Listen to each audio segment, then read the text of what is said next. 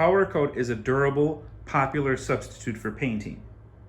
It's a polymer resin-based material. It's applied through electric static deposition. What this means is we're using static electricity in our process by which the piece you're going to powder coat and your powder are oppositely charged.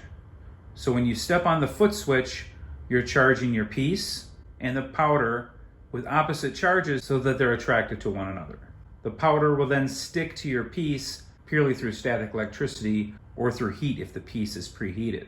So that means be careful because you're working with electricity and there are shock hazards. You then take that, put it in an oven.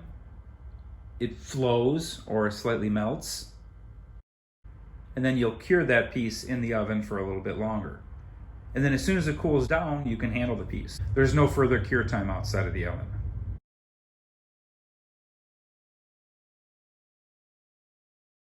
A typical powder coat setup consists of a workplace, an oven, a powder coat system, and an air supply. The work area could be a flat surface, such as a tabletop, a dust hood, or even a box on its side. The work area could also be places to hang your pieces from, such as a rack system. Make sure it's well lit and well ventilated. The oven should be electric, not gas, and should be able to go up to at least 450 degrees. It could be something as small as a toaster oven or a large industrial oven. Only use your oven for powder coating. Do not use it with food. You can take an old oven that was used for food and then use it for powder coating, but never use it again for food after you've used it for powder coating. The powder coating system consists of a power supply, which is attached to the spray gun. The spray gun is also attached to the air supply. So if we look at the gun, the air hose plugs into the bottom. There's an air filter. You can also adjust the flow of the air at the bottom here. We've got our handle. We have our trigger. Then here's where our cup screws in.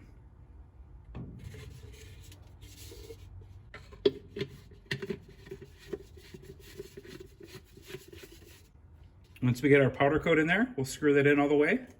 The air will go through here, shoots up here, atomizes the powder, takes it in through here, and then goes out the front. Up here we have a deflector. The powder will shoot through the front, about 10 to 20 psi. It'll shoot here, and then it'll form a cloud. So it doesn't form a spray. This actually splits it apart and creates a cloud. Also coming off the power supply is a switch of some sort, either a foot pedal or a hand switch. You can get a home powder coat system for around $150 to $500. The air source needs to continuously supply at least 20 psi. You can get away with a small pancake compressor or a small airbrush compressor. If you have a larger air source around 100 psi, you're going to want to step that down with a regulator before you attach it to the spray gun. Your powder coat setup should be isolated or easy to clean up. Consider a portable setup such as a cart on wheels. When putting together a powder coat setup, consider having your ventilation and your air supply off of your cart, or at least removable from your cart. The vibrations created from these machines can create your piece to move and the powder to shake off. If you have a cart, you can easily wheel this over to a large dust hood or over to a door and blow off all the powder. Set up a fan or have an open door with a cross draft. A few other helpful items are a flashlight, an infrared thermometer, vinyl for masking, and alcohol for wet packing. You're working with electricity, so be very careful. You have a positive and a negative source, and if you touch these two, it will create a short circuit and you will see a spark. The spark contains a little bit of a punch. You do not want to be touching the two ends and have that electric charge flow through your body. You're going to feel it. It's not going to kill you, but it's very unpleasant. To avoid this, do not touch the ground while the trigger is activated. Try to avoid grabbing your piece directly while powder coating to avoid any short circuit or shock. Be aware of anything like pacemakers. Do not use a vacuum. The powder is explosive, and using a vacuum can set it on fire. Do a test run around your setup. Make sure your pieces fit in the oven. Make sure you have all of your stuff set up and you know where everything is. Make sure your area is clean and clear. You're going to be working with a spray gun and it's attached to a couple cords. There could also be a cord on the floor with the switch pedal. You don't want to create any unnecessary trip hazards. First, you want to consider your safety. You're going to be working with an oven set at 400, 500 degrees, so you can use a pair of pliers or a pair of leather gloves, such as welding gloves. This will protect your hands from getting burns from the oven itself. And also, if you need to have your hands in there for any time to adjust the piece, it'll protect your skin from the heat. You can use needle nose pliers to move your piece in and out of the oven as well. And then I also have a pair of snips to cut wire and a pair of pliers. You're going to be spraying a powder, and this stuff is very easy to breathe in. So while you want to have a well-ventilated area, you also want to wear a dust mask or a respirator. Make sure you're also wearing some safety glasses. Consider wearing rubber gloves so you don't get fingerprints on your pieces. I try to clean my pieces right before I powder coat and then put them onto hooks and then hang them so I don't touch them. If I do need to handle the piece, then I can use rubber gloves. I use various gauges of steel wire to hang my pieces from. It doesn't really matter if it's zinc coated or if it's a black oxide. You just want it to be clean. You can definitely reuse wire, but it will have powder coat on it, and you need to consider that in your process. That may get your new powder coat dirty, and it will also not be conductive. You can use a variety of hooks as well to hang your pieces from. You can make these out of wire, or you can buy them pre-made. I use them to hang pieces from, but I also use them to prop up pieces that I don't have holes in. So if you look all the way to the left, I have a piece of fire brick, and I have some of those S-shaped steel hooks, and on top of that, keeping my piece from touching the fire brick, I have it propped up with those S hooks. But that way I can powder a flat piece that doesn't have a way to hang it. Unfortunately, the backside of it will not be fully powder coated, similar to if you're going to glaze a pot. There has to be a place where the piece comes into contact with your flat surface that is not going to get powder coat applied to it. So the best way is to hang it from wire, from hooks. If you have a rack system you can hang things from, just be creative. Use metal rods, use paper clips, use things that are in your studio. If you want to mask colors or you want to do two-tone colors, you can use high temp Kapton tape or polyester tape. Just make sure it's high temperature tape. To be sure, you can always check powder coat suppliers such as Eastwood. If you have any holes that you don't want to get powder coat inside, such as something with threads, you can use silicone plugs. Again, those are high temp plugs and are meant to resist the high temperatures of powder coating. And then I also make sure I have extra containers for powder coat in various colors, as well as a funnel. You don't want to mix your colors together. You want to keep your dark colors and your light colors separate, as well as your clears. While you'll clean the powder coat really well, tiny specks of powder can still get trapped in your spray gun or in containers. So I try to have extra containers to segregate. I actually prefer to put my individual colors in individual containers. If you don't have one container for each color, just make sure that you're blowing those containers out really well with some high compressed air, and that you go back in and clean it again with compressed air before you powder coat again. I always clean my gun before I powder coat and after, just in case some particles came loose in the meantime, or in case I didn't clean it very well, or the person before you didn't clean it that well. To begin our process, we're going to make sure we clean everything, including things that we're not going to powder coat. Clear your workspace. Have nothing there but the piece you're going to powder coat. Have your other pieces away from the area, and you can move them in when necessary. You can go ahead and turn your oven on. I usually turn it up to 450, 500 degrees. When it's time to put the powder coated piece in the oven, you want to make sure it's heated up. Once the powder coat goes from a dull matte finish to a wet high gloss, that's called flowing, you want to cure it to the temperature that it says on the container. Usually it's between 400 and 450 degrees for about 10 or 15 minutes. Sometimes a little lower, sometimes a little higher. We'll go through this in more detail once we actually powder coat our piece. Before and after we powder coat, we want to clean out our equipment. Make sure your entire work surface is clear of debris and all of your pieces to powder coat, or that have been powder coated. To clean the container, simply take the container, put the air hose in, and blow all the material out. Keep in mind, when you blow air in, it's going to come shooting right back in your face. So I usually aim it away from myself and towards my ventilation, or towards the door that I'm going to blow this out. So if you blow it in this way, it's going to come right back and go into your ventilation. Also, do the outside, blow the entire outside of the container off, go back in again. You can see sometimes the material stays on there. It's stuck on there. I'm not going to worry about it. If it doesn't come off easily, don't worry about it. But just make sure it's really clean and no particulates, powder coat or otherwise, are on there. Once you're done cleaning your container, you want to clean the gun again. Even though the spray gun was clean after we powder coated last time, we want to make sure we clean it again.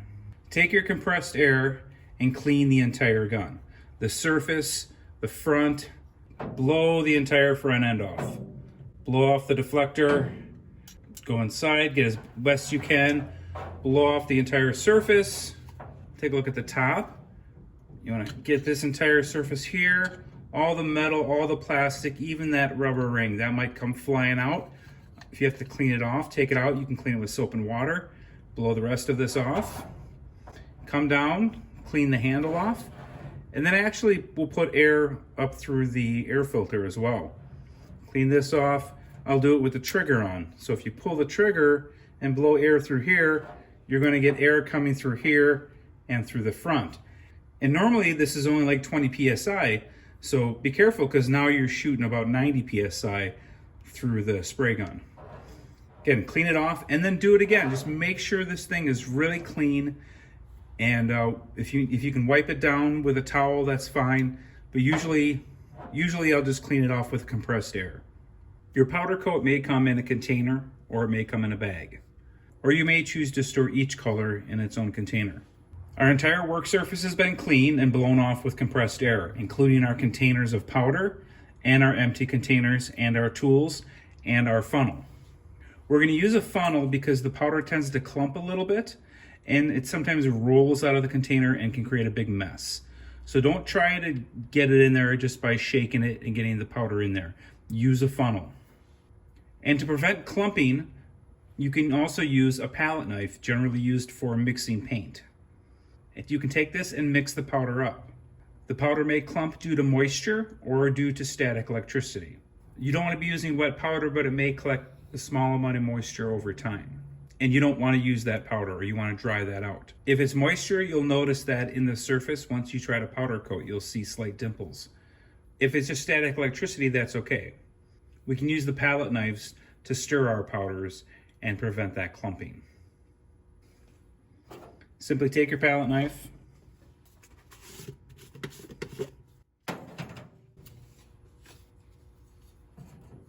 and you can kind of see it in there, how it clumps in there. So it's going to mix it up.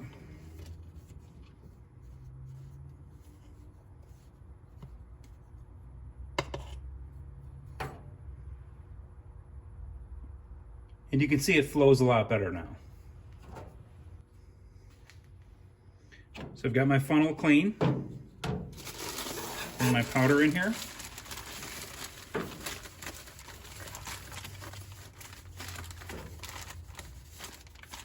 I'm going to mix that up. Bring my funnel in. And I try to hold the bottom where all the weight is and then pinch the top. And then slowly shake it in there. You want to go about 3/4 the way full. Half to 3/4. If you can't tell on the side, stop, check it.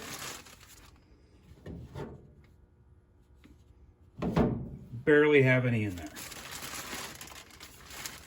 Let's keep going. You can see that cloud of powder. So make sure you have your ventilation on and your dust mask or respirator. Okay, let's check that again.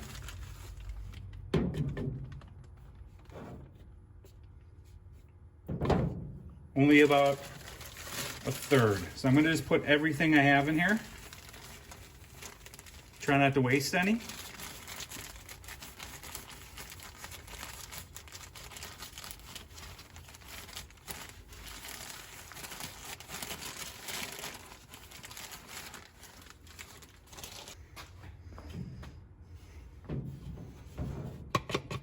kind of tap the funnel, and we're about halfway. That should be fine.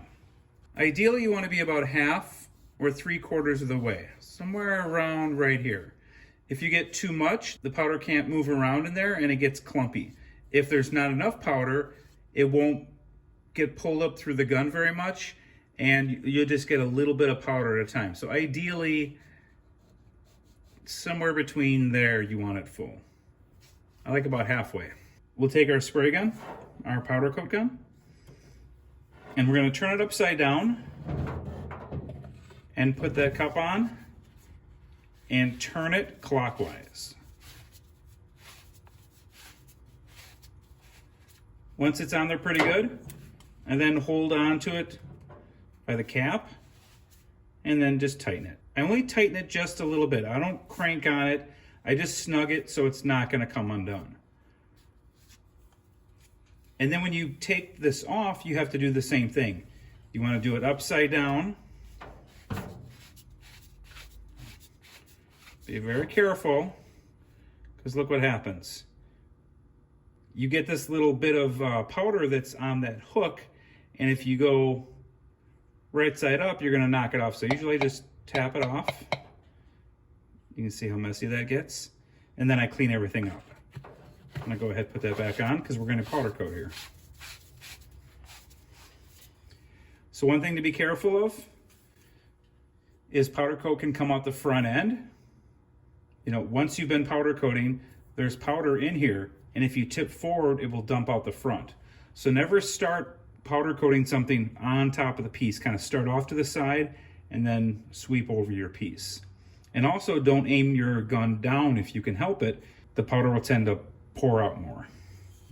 We're going to take our spray gun and we're going to hook up the quick release hose. The way this works is, if you look inside, it's difficult to see from this angle, but there are some ball bearings in there. And when you release the sleeve on the outside, those little balls fall to the side. So you pull this down and you put it on there while pushing that up. It's going to be more difficult when this is full of compressed air. Those balls tend to sit right in that little groove. So pull down, put on there. You have to push forward as you do it because the air is going to want to push it away, and then you slide that sleeve back up. If it's loose, it'll just fall off. If it's on there, it won't move.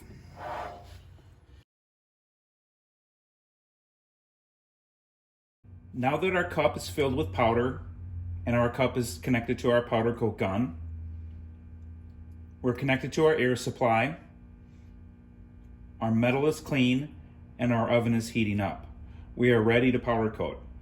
Right before we do that, we need to check the air pressure and the flow of our powder. You can do this in two ways. You can do this on the regulator. If the air pressure is higher than 90, you want to dial that regulator in around 10 to 20 psi, and then check the pressure of your gun. There's also a small dial on the powder coat gun itself. We can turn that to finely tune the pressure. Here we have our trigger. Here we have that dial. Let's just check our pressure as it is and see how it comes out. Don't aim the powder coat down. Try to keep it somewhat horizontal and parallel to the ground.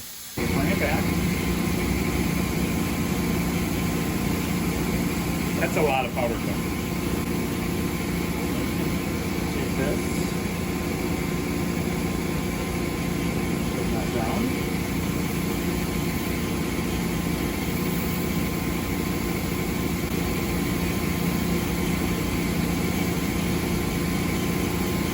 Something like that's pretty nice.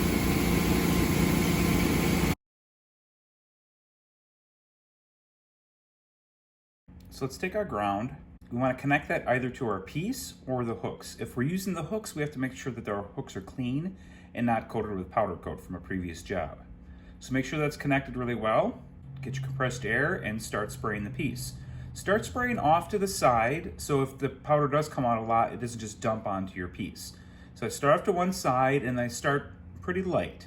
And you can kind of see here not much is happening. It's sticking a little bit to the surface, so I adjusted the pressure a little bit and I moved the ground a little bit just to make sure it was connected. And now you can see the powder is sticking a little bit better. it's coming out of the air gun kind of wispy. You know, there's not a lot of material coming out. So that's a little better. Let's turn up that pressure. And there we go. We're getting a lot of coverage. You can see it's coming out quite a bit. And the surface is pretty good. I want to make sure I go into those areas that are a little hard to reach. You can see a couple spots exposed still. And I'm going to not aim directly at them, but let the powder come off the side of that deflector, then reflect into those spots. So a little bit more on the front. There we go. Try not to over apply your powder. If you over apply it, it'll start to get a little grayish, and you'll notice it'll start to get a little pitty. There. Just come back and get the edges. I'm going to do one more pass. There we go. So now we're going to do the second piece.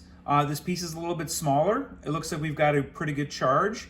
I'm going to go a little light on the pressure. I don't want to overdo it. I'm trying to get inside those little tiny areas first. Try to get the hard to reach areas first and then move on to the broader surfaces. You may need to take your ground off, readjust, and move your piece around to get the backside if you can't see. Be very careful not to bump it. If you do, you can actually just take the air hose and blow the thing off completely if the piece is not already preheated. If you're doing this with the piece cold and you make a mistake, you can just take the airbrush and blow the dry powder off. Make sure that you're wearing gloves or just not touching the metal with your bare fingers.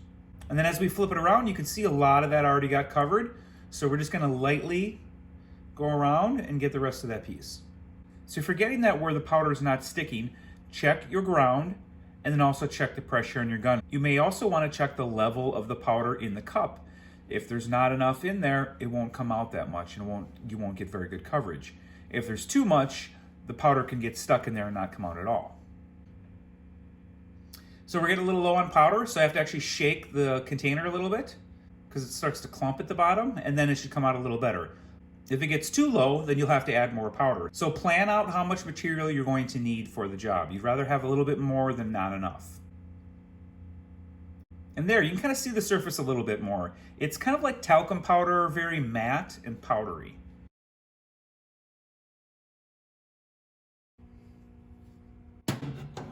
We've got our oven, and then we've got our fixture inside that we can hang our piece from.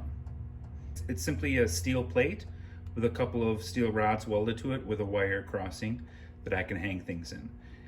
I'm going to close that so it doesn't cool off too much. You can see that the heating elements were red, so they're really hot. This thing is trying to heat up to its maximum temperature, which is probably around 475 degrees. I have my fixture in there already because before I powder coated, I did a dry run and moved the piece in and out of the oven, you know, with the heat off just to see how things would handle. And it was more awkward to handle the fixture than it was to handle the piece with a pair of pliers. It's also difficult to see through the front because powder has slowly accumulated on the front. These are glass, so you can take a razor blade and clean that off. So we want to make sure it's been heating up for, you know, quite a bit, and it's a solid, you know, 450 degrees at least in there. The bag should say something like 425 degrees for 10 minutes. That's the curing time. That's not the flow time. The flow time depends on the piece. All that means is that the powder coat is going to go from that dull powder, like baby powder tack look, to a shiny, wet, glossy look. That's the flowing of the powder. And for a thin metal piece, it'll just take a couple minutes. Something larger and thicker is going to take anywhere from 5 to 20 minutes. So you may want to preheat your piece before you put powder on it. For these pieces, these thin metal pieces, I would rather shoot the powder on it and then put the piece in so I know I have good coverage. If possible, I prefer to powder coat the piece and then put it in. The heat is going to accelerate oxides, and it's also harder to handle. And then when you shoot powder on it, when it's preheated, it's difficult to see the coverage as easily as when it's a cool piece. Let's go grab our piece. I'm going to use a pair of pliers, needle nose. Preferably you can get one longer than these, a longer needle nose pliers. You can grab onto the wire and then not have to actually handle the fixture or the piece. Make sure you're firmly holding onto the piece. Know where your hand's going to hit. Just be very careful going in here. So grab the piece with a pair of pliers, and we're going to hang it on that wire inside. And you want to do this kind of quickly so you don't lose all your heat. If you delay, you're going to lower the temperature in there, and then the powder is going to be exposed for a longer time, and it's going to take longer to get up to heat and to flow that powder.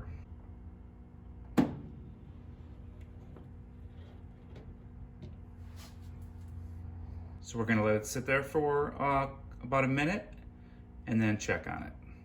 The powder will go from a dusty talcum powder look to a state similar to an enameling, a sugar coat state where it's not quite melted and it's not quite dull anymore. It's a slightly shiny surface with a lot of grit. And then once the powder flows, it basically turns to like a wet paint. And that's when you want to check it. And if it looks good, you can put it back in or leave it in for whatever it says on the container.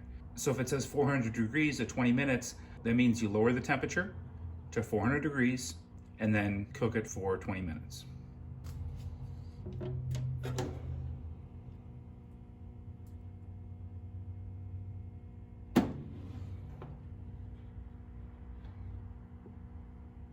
And it looks great. It looks nice and glossy. So I'm going to leave it in there. So I'm going to lower the temperature to 400 degrees and leave it in there for 10 minutes. A lot of times you want to actually take your piece out and inspect it. This piece is pretty small. I can see inside pretty well. This is a great time to bring out a flashlight to see that surface, to see the reflectivity of the surface if it's in one of those three states of being very dull and powdery to sugar coat to flowing. And you could also use an electric thermometer here because you want to measure the temperature of the piece. It doesn't matter if the air is 400 degrees, the piece should be 400 degrees or 450 degrees or whatever you're working at. So if you do this a few times, you can get used to it by looking at it. But for your first time, electric thermometer is very helpful. And for thicker pieces, an electric thermometer is very helpful because then you know when that piece is fully heated and when you can start watching for it to flow out. So you want to avoid opening it up a lot of times, and then it takes longer to cure or it takes longer to flow, and you can interrupt that process and get a piece that's kind of stuck halfway in between. Or if you open it up a lot of times, you might bump it and the piece could fall off in there. If you can, you want to put multiple pieces in to save time. Otherwise, you're going to powder coat it, let it sit in there for a couple minutes, cure it for 10 minutes, and do that for the next piece and the next piece. And for 3 pieces, you know, you could be there for a half an hour to an hour depending on the cure time. If you can put more pieces in at a time, it's more difficult because you might bump pieces and they're harder to maneuver, but it can save you time. So I suggest do what works best for your piece and make the time that you need for the situation. All right, let's take our piece out.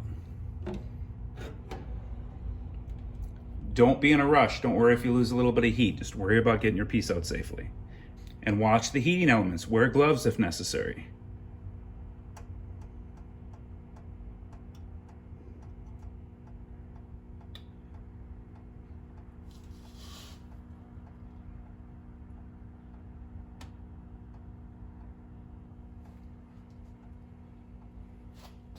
At this time, pause. Don't put the next piece in because the temperature has dropped significantly. We've not only put it down to 400, but when we opened it, we lost quite a bit of heat as well. So we want to put the piece in higher than the cure temperature, around 450, 475 degrees, depending on the mass of the piece. So we're going to turn it up, back to our max temperature, let it heat up, let it sit for a little bit, make sure it's nice and hot. So when we put our piece in there, if we lose a little bit of heat, it's okay. Now this next one's going to be a little tricky. We either have to use 2 pliers to handle our piece because we have 2 hooks, or we have to take our fixture out, put the piece on our fixture, and then maneuver our fixture back in here. I'm going to do that. It's a little bit more work, and we have to let our fixture cool down, but it will be easier for me to handle and with a pair of leather gloves. I'm going to take the fixture out, let the oven continue to heat up while the fixture cools. I'll hang the piece on there, and then I'll lift the whole fixture up and put that into the oven. So that piece was pretty tricky. And the only reason is because this powder coating oven is so small. I wanted to demonstrate that you can work with a small powder coating oven and still get great results. You may want to create some internal fixtures inside the powder coat oven. So instead of moving a fixture in and out, you can just put some hooks inside the powder coat oven. This one has some lower shelving. If I had something higher, then I could actually put a shelf way up to the top and hang them from the shelf, but I can't do that in this case. Let's check our piece.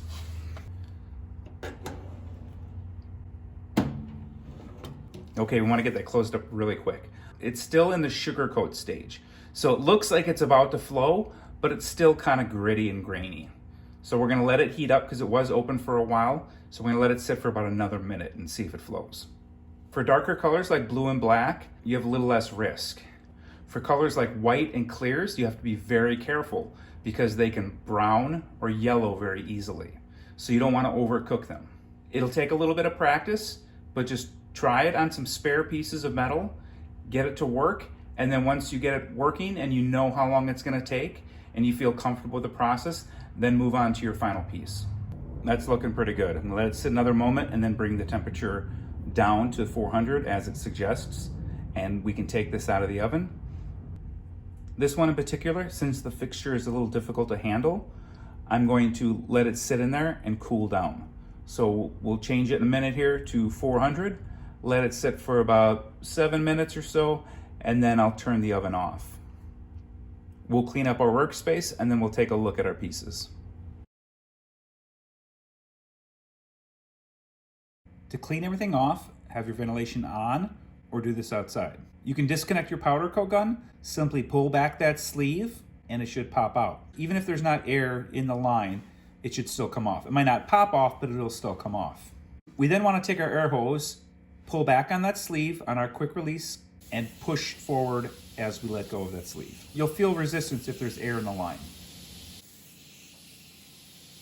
Take our powder coat gun, put it upside down, and take the cup off. Be careful doing this because there's a lot of powder built up on the inside.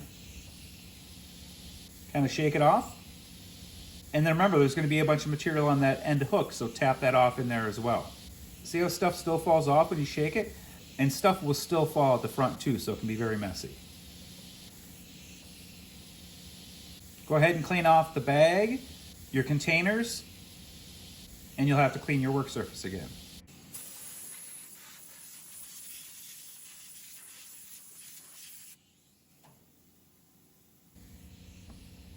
Take your container, aim it away from yourself, aim it towards the ventilation.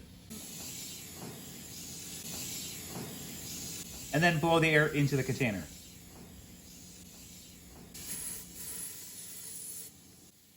If you do it like this, your face is going to look like that.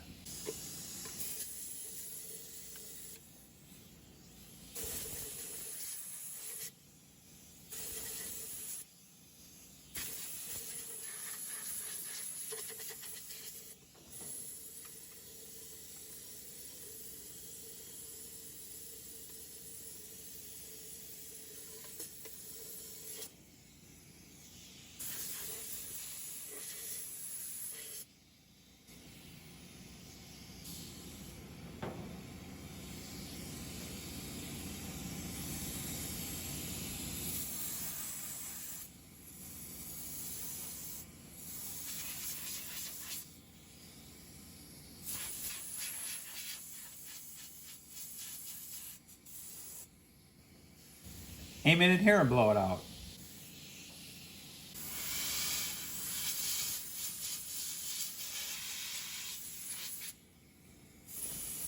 Turn it around.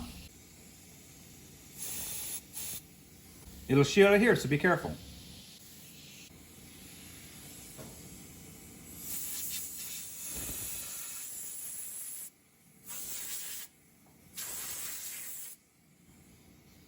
Do it again.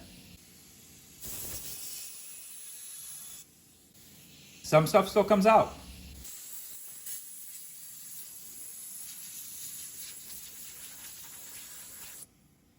Pull the trigger and shoot air in the bottom. You don't have to make a seal. Again, pull the trigger.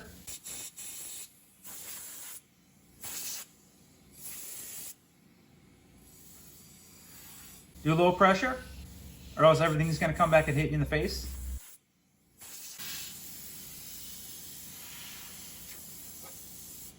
Clean off everything.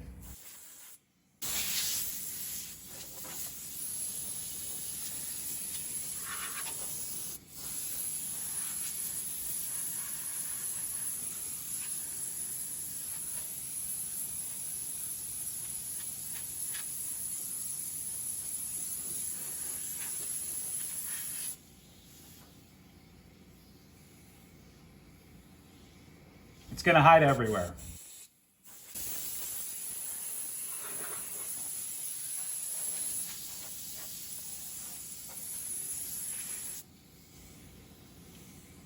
Clean off the ground, clean off the cables.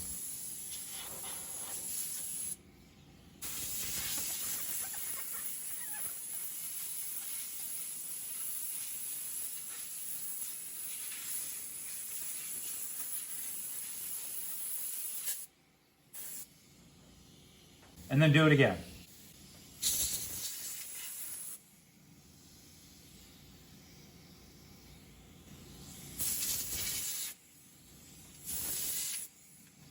Sometimes it sticks to the chrome. Get the handle and the entire body.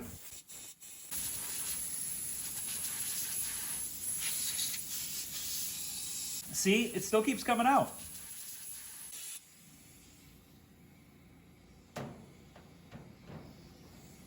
Be gentle and try not to break it. This is a two-part piece construction. I've seen these come apart quite a bit. Clean off the deflector.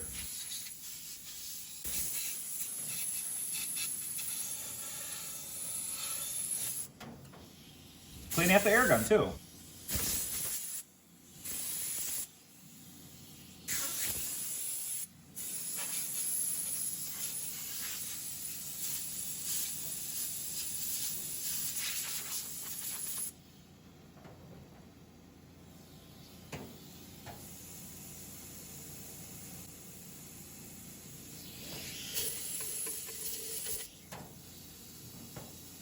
I'll usually put a top on to keep it clean.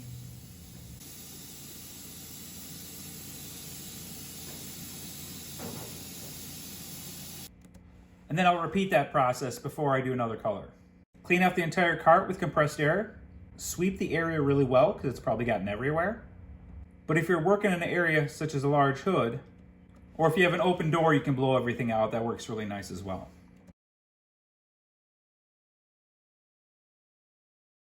Here you can see both pieces completed. I'll put a little light on here so you can see the reflectivity of it. So it does have a little bit of texture to it. It's not perfectly smooth like it's been sanded.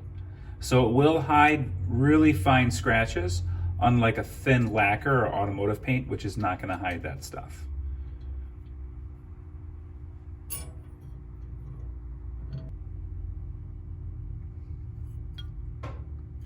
So they both turned out really nice. I'm going to sand a lot of this away on the surface and just leave the blue in the back and on the back side.